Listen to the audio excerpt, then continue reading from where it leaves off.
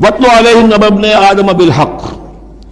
اب یہ معاملہ ہو رہا ہے قتل ناحق کے سلسلے میں، ملک میں فساد مچانے کے سلسلے میں، چوری ڈاکے کے سلسلے میں، کیا ان کی اہمیت ہے، کیا اس کے پھر سزائیں ہیں۔ وَاتْلُ عَلَيْهِمْ نَبَأَ ابْنَيْ آدَمَ بِالْحَقِّ، اور اے نبی ان کو پڑھ کر سنائیے آدم کے دو بیٹوں کی کہانی یا قصہ حق کے ساتھ، اِذْ قَرَّبَا قُرْبَانًا، جبکہ ان دونوں نے قربانی پیش کی، ایک حابیل قابیل، اور ایک ان میں سے گنریے کا کام کرتے تھے، بھیڑیں بکریاں چراتے تھے، ایک کاشتکار تھے، تو دونوں نے کچھ اپنی جنس لے کر آئے اور دوسرے جو ہے وہ کچھ اپنے کوئی جانور لے کر آئے، اللہ کے لیے نذر کے طور پر پیش کیا۔ فَتُقُبِّلَ مِنْ أَحَدِهِمَا وَلَمْ يُتَقَبَّلْ مِنَ الْآخَرِ، تو ان میں سے ایک کی بھی جو قربانی تھی قبول کر لی گئی اور دوسری کی قبول نہیں کی گئی۔ یہ کیسے معلوم ہوا؟ یہ میں بتا چکا ہوں آپ کو کہ اس وقت کا معاملہ یہ تھا کہ قربانی کی قبولیت کی علامت یہ ہوتی تھی کہ آسمان سے ایک شعلہ سا نیچے اترتا تھا اور وہ اس کو بھسم کر دیتا تھا، گویا کہ اللہ نے قبول فرما لی۔ قَالَ لَأَقْتُلَنَّكَ، اب جس کی یہ قبول نہیں ہوئی تھی اس نے کہا اپنے بھائی سے جس کی قبول ہو گئی تھی حسد کی آگ میں جل کر، میں تمہیں قتل کر دوں گا۔ قَالَ إِنَّمَا يَتَقَبَّلُ اللَّهُ مِنَ الْمُتَّقِينَ، انہوں نے کہا بھائی جان اس میں میرا کیا قصور ہے، یہ تو اللہ تعالیٰ کا قاعدہ ہے، قانون ہے، وہ صرف متقیوں ہی سے قبول کرتا ہے۔ لَئِن بَسَطتَ إِلَيَّ يَدَكَ لِتَقْتُلَنِي، اگر آپ اپنا ہاتھ بڑھائیں گے مجھ پر، چلائیں گے مجھے قتل کرنے کے لیے، مَا أَنَا بِبَاسِطٍ يَدِيَ إِلَيْكَ لِأَقْتُلَكَ، تو بھی میں اپنا ہاتھ نہیں چلاؤں گا، نہیں بڑھاؤں گا کہ آپ کو قتل کروں، یعنی یہ ایک طرفہ قتل ہوگا آپ کا۔ انی اخاف اللہ رب العالمین، مجھے تو اللہ کا خوف ہے جو تمام جہانوں کا پروردگار ہے۔ انی ارید ان تبوء باسمی و اسمک، اور پھر میں چاہتا ہوں کہ اگر آپ مجھے قتل کر ہی دیں، اس انتہا تک پہنچ ہی جائیں، تو آپ اپنے گناہ کا بھی بوجھ اپنے سر لیں، میرے گناہ کا بھی بوجھ لیں۔ جو ناحق مقتول ہے اس کے تو گویا کہ تمام گناہ اس قاتل نے اپنے سر پر لے لیے، تو میرے تو گھاٹے کا سودا نہیں ہے۔ What do I stand to lose؟ آخر میری کوئی خطائیں ہیں، میری کوئی غلطیاں ہیں، کوئی گناہ میں نے کیے ہوں گے، اگر آپ ناحق مجھے قتل کریں گے تو میرے ان تمام گناہوں کا وبال آپ کے سر آ جائے گا، تو میرے تو کوئی نقصان والی بات نہیں۔ انی ارید ان تبوء باسمی و اسمک فتکون من اصحاب النار، اور یہ ہوگی سخت ترین سزا میری طرف سے آپ کو کہ پھر آپ ہو جائیں گے جہنمی، وذالک جزاء الظالمین، اور یہی بدلہ ہے ظالموں کا۔ فطوعت لہ نفسہ قتل اخیہ، اب اس کے نفس نے آمادہ کر ہی لیا اسے اپنے بھائی کے قتل پر، یعنی ان الفاظ میں بٹوین دی لائنز یوں سمجھیے کہ ہے اس کے اندر بھی وہ تو رہتا ہے نا حق اور باطل کی ایک کشاکش اور نیکی اور بدی کا غلبہ، قتل کروں یا نہ کروں، آخر بھائی کی باتیں بھی آئی ہیں، وہ دل نشین ہے، لیکن یہ کہ نفس جو ہے اس وقت اس کے اندر جو بھی شیطنت گھسی ہوئی تھی اس نفس نے اسے آمادہ کر ہی لیا اپنے بھائی کو قتل کرنے پر، فقتلہ، تو اس نے انہیں قتل کر دیا، فاصبح من الخاسرین، ہو گیا تباہ ہو جانے والوں میں۔ فبعث اللہ غرابا یبحث فی الارض، یہ پہلا خون ہے جو نسل آدم میں ہوا ہے، تو اللہ تعالیٰ نے کوے کو بھیجا، وہ زمین کو کرید رہا تھا۔ اب اسے قابیل کو یہ سمجھ میں نہیں آ رہا تھا کہ میں کیا کروں، ابھی لاش جو ہے بھائی کی اس کو کیسے ڈسپوز آف کروں، تو اللہ تعالیٰ نے ایک کوے کو بھیج دیا، وہ زمین میں جیسے آپ کو معلوم ہے چونچے مارتا ہے، اس میں سے کچھ دانے نکالتا ہے، وہ دیکھا یبحث فی الارض لیریہ، تاکہ اللہ اسے دکھا دے کیف یواری سوءۃ اخی، کہ اپنے بھائی کی لاش کو کیسے چھپائے۔ قال یا ویلتی عجزت ان اکون مثل ھذا الغراب، اس نے کہا ہائے میری شامت، میرے اندر اس کوے جیسی بھی عقل نہ تھی، نہ ہوا میں اس کوے جیسا بھی کہ مجھے یہ بات خود سوچ جاتی، فواری سوءۃ اخی، اور میں اپنے بھائی کی لاش کو چھپا دیتا، فاصبح من النادمین من اجل ذلک، اس چیز پر اس کے اندر بڑی شدید ندامت پیدا ہو گئی۔ کتبنا علی بنی اسرائیل، اجل ذالک دونوں طرف لگتا ہے، من اجل ذالک کتبنا علی بنی اسرائیل، اور ہم نے اسی بنا پر بنی اسرائیل پر یہ بات لکھ دی تھی، قتل ناحق ہم نے تورات میں لکھ دیا تھا کہ یہ اتنی بری شے ہے کسی ایک انسان کا قتل کرنا بھی۔ کتبنا علی بنی اسرائیل انہ من قتل نفسا بغیر نفس و فساد فی الارض، اگر کسی نے کسی انسان کو قتل کیا بغیر کسی قتل کے قصاص میں، بغیر نفس، ہاں کسی نے قتل کیا، قتل کے جواب میں قتل کیا جائے تو یہ قتل ناحق نہیں ہے، یہ تو پھر قصاص کا قتل ہے۔ اور فساد فی الارض، یا کوئی شخص زمین میں فساد مچا رہا ہے اس میں اس کو قتل کیا جائے، یعنی کوئی قصوروار ہے، مجرم ہے، اس کو سزا دینے میں قتل کیا جائے تو بات اور ہے، کسی بے قصور انسان کو اگر قتل کر دیا گیا فکانما قتل الناس جميعا، تو یہ ایسے ہے جیسے کہ اس نے تمام انسانوں کو قتل کر دیا، پوری نوع انسانی کو۔ کیوں کہ تمدن کی جڑ کٹ گئی۔ احترام جان، احترام مال، یہ بنیاد ہے تمدن کی۔ ومن احیاھا، اور جس نے ایک انسان کی جان بچا لی فکانما احیا الناس جميعا، تو گویا کہ اس نے پوری نوع انسانی کو بچا لیا۔ وَلَقَدْ جَاءَتْهُمْ رُسُلُنَا بِالْبَيِّنَاتِ، ان کے پاس ہمارے رسول آئے تھے واضح نشانیاں اور تعلیمات لے کر۔ ثُمَّ إِنَّ كَثِيرًا مِّنْهُمْ بَعْدَ ذَلِكَ فِي الْأَرْضِ لَمُسْرِفُونَ، لیکن اس کے بعد بھی ان میں سے بہت سے لوگ ہیں کہ جو زمین میں اسراف اور فساد اور دسترازی کرتے پھر رہے ہیں۔ انما جزاء الذین یحاربون اللہ ورسولہ، اب یہ وہ آ رہی ہے محاربے کی آیت ہے۔ اگر اسلامی ریاست ہے اور اس میں کوئی گروہ ہے جو فتنہ و فساد مچا رہا ہے، کوئی دہشت گردی کر رہا ہے، خون ریزی کر رہا ہے، قتل و غارت کر رہا ہے، راہزنی کر رہا ہے، ڈاکے ڈال رہا ہے، گینگ ریپ ہو رہے ہیں، تو ان کی سزا کیا ہے؟ انما جزاء الذین یحاربون اللہ ورسولہ، لیکن یہ اسلامی ریاست کی ہے جس میں اسلامی قانون نافذ ہو۔ اصل میں سزائیں بھی جو ہے وہ اسی معاشرے میں جس میں کہ باقی سارا اسلام کا نظام بھی قائم ہو، ورنہ نظام یہ ہو جھوٹی گواہیاں دینے والے موجود ہوں، ایمان فروش موجود ہوں، ججوں کو خریدا جا سکتا ہو، اور اس میں یہ سخت قوانین بنا دیے جائیں، تو پھر اس سے جو نتائج نکل رہے ہیں وہ بجائے یہ کہ شریعت کو کوئی نیک نامی ملے، شریعت بدنام ہوتی ہے الٹی۔ تو پورا نظام، جیسا کہ میں نے کہا تھا کہ لا جو ہے، قانون، وہ سسٹم کو سبسرو کرتا ہے۔ سسٹم صحیح ہو، اب وہ قانون صحیح جو ہے اسے سپورٹ کرے گا اور اسے برقرار رکھے گا، اس کی حفاظت کا ذمہ دار ہوگا۔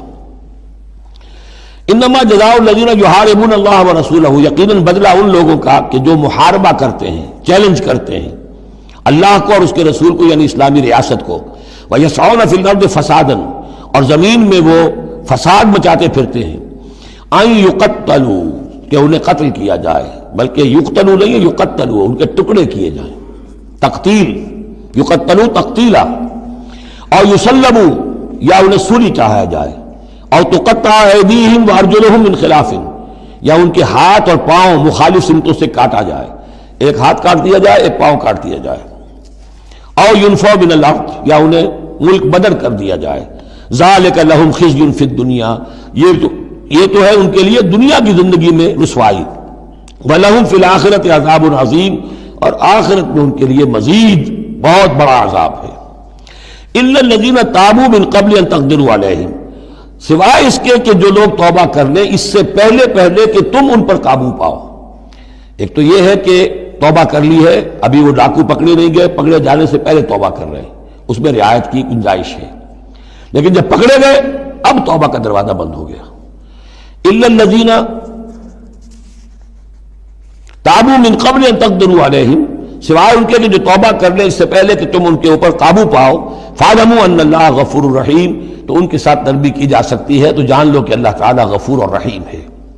یہی معاملہ کیا تھا حضرت علی رضی اللہ تعالیٰ عنہ نے خوارج کے ساتھ، کہ اگر تم اپنے غلط عقیدے پر قائم رہو میں تمہیں کچھ نہیں کہوں گا، لیکن تم اگر خون ریزی کرو گے، قتل و غارت کرو گے، تو پھر ظاہر بات ہے کہ میں تمہارے ساتھ رعایت نہیں کر سکتا، محض عقیدے کی حد تک میں تمہیں کچھ نہیں کہوں گا۔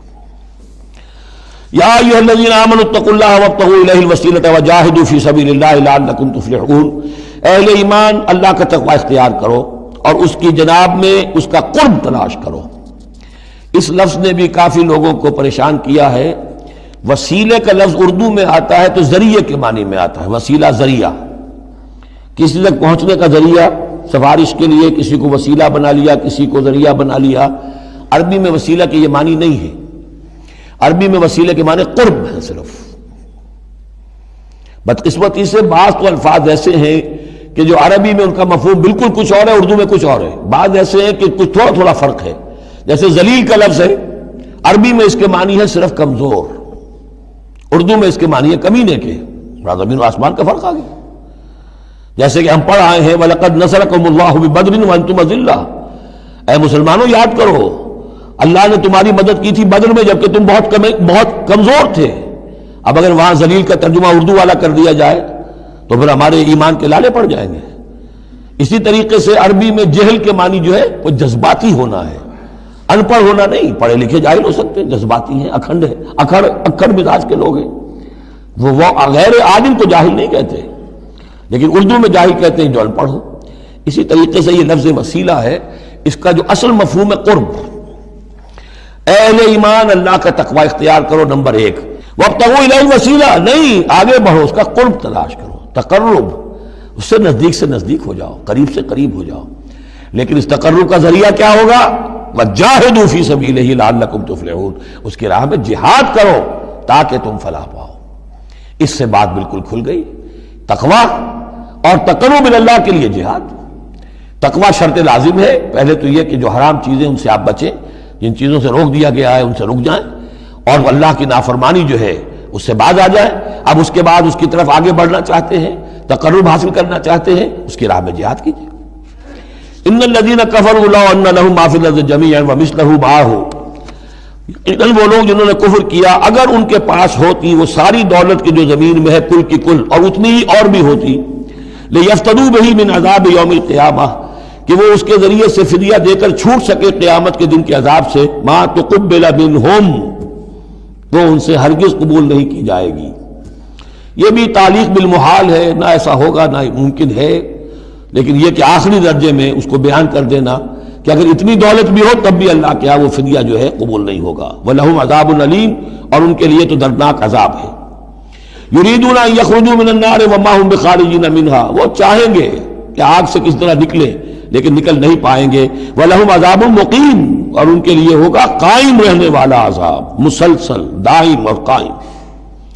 وَالسَّارِقُ وَالسَّارِقَةُ فَاقْطَعُوا أَيْدِيَهُمَا، اور چوری خواہ مرد کرے خواہ چوری کرنے والی عورت ہو، ان دونوں کا ہاتھ کاٹ دو، ایک ایک ہاتھ، ایدیہما، ان کے ایک ایک ہاتھ کاٹ دو۔ جزاء بما کسبا، یہ بدلہ ہے ان کے کرتوت کا، نکالا من اللہ، اور یہ عبرتناک سزا ہے اللہ کی طرف سے۔ اب دیکھیے یہاں میں مثال دیتا ہوں آپ کو اہل قرآن کی حکمت اور ان کی سمجھداری کی۔ غلام احمد پرویز صاحب کہتے ہیں کہ یہ جو ہے کہ ہاتھ کاٹ دو چور کا، اس کا مطلب ہے ایسا نظام بنا دو کہ چوری کی ضرورت ہی نہ پڑے۔ اچھا یہ تو ہم بھی چاہتے ہیں کہ نظام ایسا ہو، کفالت عامہ ہو، کوئی شخص مجبوراً چوری نہ کرے، اس لیے کہ اس کی کفالت کے لیے اگر موجود ہے، وہ ریاست جو ہے اس کی تمام بنیادی ضروریات کی وہ انڈر رائٹ کر رہی ہے، تو اسے چوری کی ضرورت نہیں ہے۔ ہم بھی چاہیں گے کہ یہ بات ٹھیک ہے، لیکن یہ کہ اس کا مطلب یہ ہے، یہ غلط ہے۔ لیکن قرآن کس طرح اپنی حفاظت کرتا ہے؟ ایسے نظام کا قائم کرنا عبرت ہوگی، ایسا نظام کا قائم کرنا ان کے کرتوتوں کی سزا ہوگی۔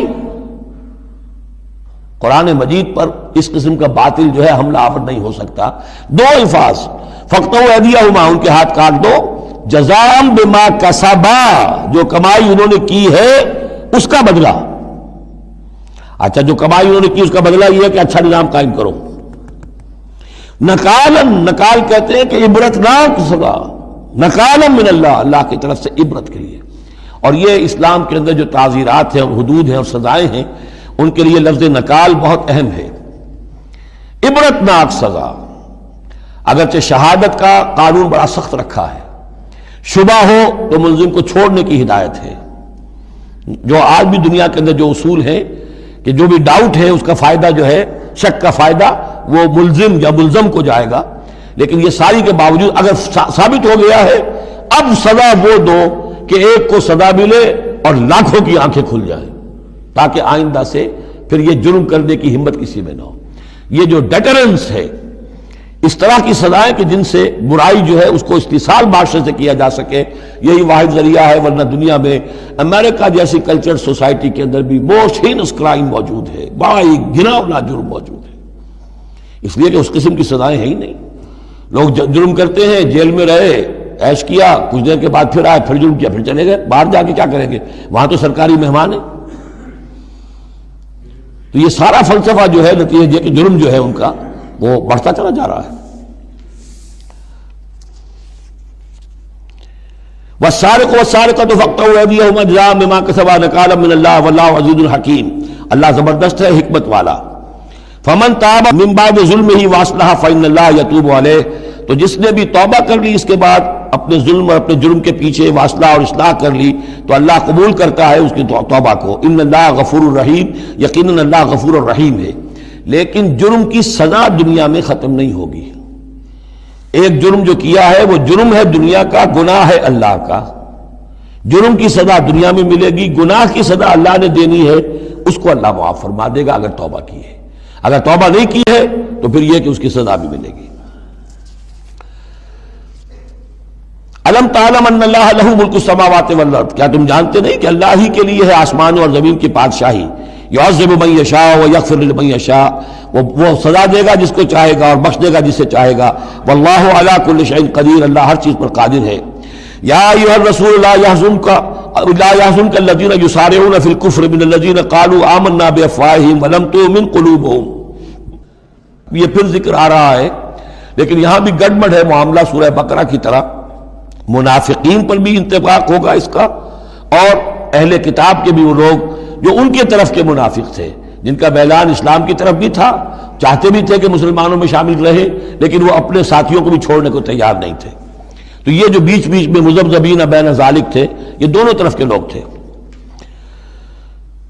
یا ایھا الرسول لا يحزنك الذین یسارعون فی الکفر، اے رسول صلی اللہ علیہ وسلم نہ غمگین ہو آپ ان لوگوں کی سرگرمیوں سے، بھاگ دوڑ سے، کہ جو کفر کے ضمن میں بڑی سرگرمی دکھا رہے ہیں. من الذین قالوا آمنا بافواہہم، ان لوگوں میں سے جو اپنے منہ سے تو کہتے ہیں کہ ہم ایمان رکھتے ہیں، ولم تؤمن قلوبہم، اور ان کے دل ایمان نہیں لائے ہیں. ومن الذین ہادوا، اور اسی طرح کے لوگ یہودیوں میں سے ہیں. سماعون للکذب، یہ بڑے ہی غور سے سنتے ہیں، توجہ سے سنتے ہیں جھوٹ کو. سماعون لقوم آخرین، اور یہ سنتے ہیں کچھ اور لوگوں کے لیے. یعنی ایک تو یہ ہے کہ ان کی جھوٹی باتیں بڑی توجہ سے سنیں گے، شیاطین جو ہیں ان کے، وَإِذَا خَلَوْا إِلَىٰ شَيَاطِينِهِمْ قَالُوا إِنَّا مَعَكُمْ إِنَّمَا نَحْنُ مُسْتَهْزِئُونَ. پھر یہ کہ ان کی طرف سے جاسوس بن کر آئیں گے مسلمانوں کے ہاں، کہ یہاں بڑی توجہ سے بات سنتے ہیں تاکہ جا کے رپورٹ کر سکے آج محمد نے یہ کہا، آج فلاں معاملہ ہوا صلی اللہ علیہ وسلم.